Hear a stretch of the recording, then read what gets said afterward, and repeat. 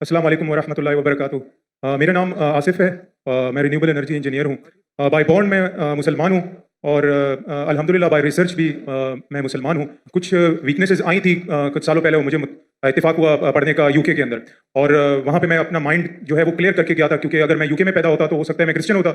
तो यूके गया और वहाँ पर क्रिश्चियंस पे भी मिला और डिफरेंट रिलीजन लोगों से भी मिला, और नॉटिंघम इस्लाम इंफॉर्मेशन पॉइंट के थ्रू मैंने दावत भी दी, उनसे मिला, और जिस तरह से डिबेट्स हुई, आपकी बुक्स हैं, अहमद दीदात की बुक्स हैं, उन्होंने बहुत हेल्पफुल की। और जब क्रिश्चियंस और डिफरेंट थे वो बेबस रह गए, तो मुझे मेरा यकीन और पुख्ता हो गया कि इस्लाम और कुरान के अलावा और कोई मजहब हक नहीं है, यही सिर्फ हक है ताकि क़यामत तक, क्योंकि उनकी बेबसी देखी मैंने देखी वहीं पर। लेकिन कुछ सालों पहले सर एक शख्स है, वो भी IPCC अहमद दीदात के स्टूडेंट हैं, उन्होंने जो अभी क्लेम किया है, आप चाहें तो मैं उसका नाम भी ले सकता हूँ। उन्होंने कहा है कि कुरान की जो लिटरल मीनिंग्स हैं, जो अरबिक हैं, अरबिक में आप जब ट्रांसलेट करते हैं तो उसकी जो लुगत है उससे ही आपको कुरान को अंडरस्टैंड करें। आप जो तफसीर देखते हैं या फिर कुछ हदीस हैं, उससे आप अगर देखते हैं तो वो कुरान की अंडरस्टैंडिंग बिल्कुल बदल जाती है। जैसे कि वो कहते हैं कि तौरात जो है वो मूसा अलैहिस्सलाम पे नाजिल नहीं हुई। तो मेरा क्वेश्चन ये है कि पूरी की फाउंडेशन ही जो है उसने डिस्टर्ब कर दी है, कि जैसे उसने कहा कि मस्जिद अक्सा जो है वो फ़लस्तीन नहीं है बल्कि वो पैलेस्टाइन में है। तो ये जो अंडरस्टैंडिंग है कि आप कि कुरान जो है वो सिर्फ कुरान से ही समझा जा सकता है, क्योंकि वो अल्लाह ने उसकी जो है जिम्मेदारी ली है, बाकी तो मैन मेड लोगों ने किताबें लिखी हैं सारी जो उसका क्लेम है। तो मेरी रिक्वेस्ट है कि अगर आप इसको क्लियर करें, इस अंडरस्टैंडिंग को, कि कुरान को सिर्फ इसी ट्रांसलेशन से ही समझा सकता, क्योंकि उसको कुरान ने वो अल्लाह ने उसकी वो ली है। तो और रिक्वेस्ट है कि समझ गया भाई, कब से खड़े हुए समझ गया आप सर। मैं समझदार हूँ मैं, और किसके बारे में बात करते हो भी जानता हूँ मैं। जज़ाकल्लाह। भाई साहब का सवाल है कि एक शख्स है पाकिस्तान में जो दीदा साहब का शागिर्द कहलाता है, और वो कहता है कि कुरान मजीद को लुग़वी मानी ट्रांसलेशन क्या है उससे समझ आ जा, हदीस से नहीं। कुरान में कई आयत अतिउल्लाह अति रसूल, ओबे करो अल्लाह को, अल्लाह के रसूल को। कैसे ओबे करेंगे? अल्लाह के रसूल अभी जिंदा है, उनकी टीचिंग जिंदा है जी, इंतकाल हो चुका है, इंशाल्लाह जन्नत फिरदौस में मिलेंगे इंशाअल्लाह। तो किससे पूछेंगे आज की तारीख में? ये अल्लाह का तो कलाम है ना, जी, अतिउल्लाह अति रसूल, ओबे अल्लाह ओबे द मैसेंजर। किससे पूछेंगे? किधर है? हदीस पूछो उनसे, सिंपल है। कोई भी अगर कुरान का बेस्ट कमेंट्री कुरान खुद है और अल्लाह के रसूल की हदीस, दो चीज, कुरान खुद और अल्लाह के रसूल की, ये बेसिक है। Best is Quran itself. कई जगह कुरान में दो जगह जिक्र है, तो commentary it is called itself. Number 2 अल्लाह के रसूल की हदीस, उसके बाद एंसेलरी, और हो सकता है साइंस, हो सकता है टेक्नोलॉजी, बाद में आएंगे। दो बुनियादें अपने शरिया की, कुरान और हदीस।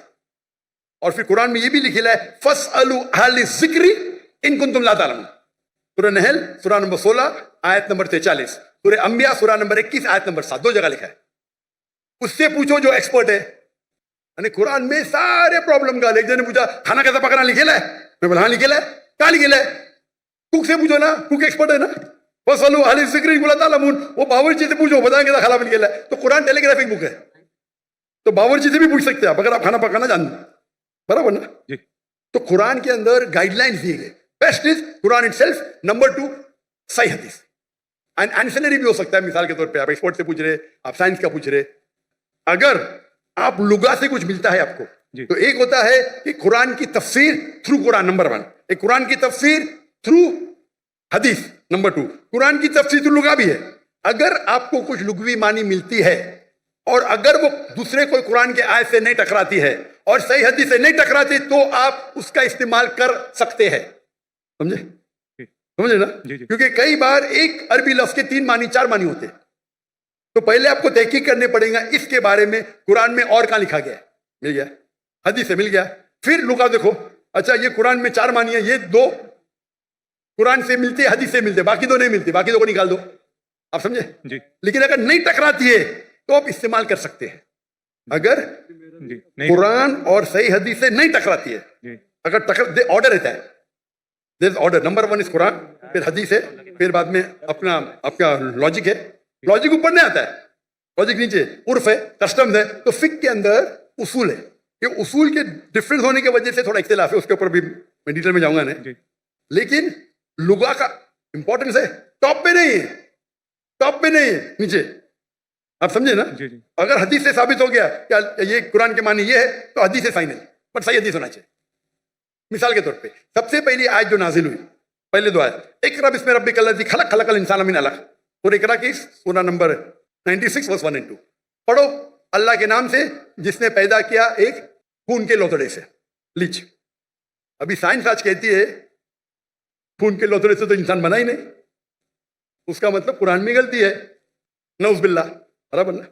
और बहुत से लोग एतराज देते हैं आपके पहली दो आयत में ही गलती है, क्योंकि पहले लोग समझते थे, ग्रीक लोग, कि इंसान खून के लोथड़े से बना है। अभी आप जब तहकीक करेंगे तो अलाका के मानी तीन होते हैं, खून का लोथड़ा, लीच, लोच जैसा, leech like substance, and something which clings, तीन मानी होते हैं। खून का लोथड़ा, लीच लाइक सब्सटेंस, लीच को क्या बोलते हैं उर्दू में? लॉन्च। लीच को क्या बोलते हैं उर्दू में? जोंक जोक, जोक, जोक, जोक।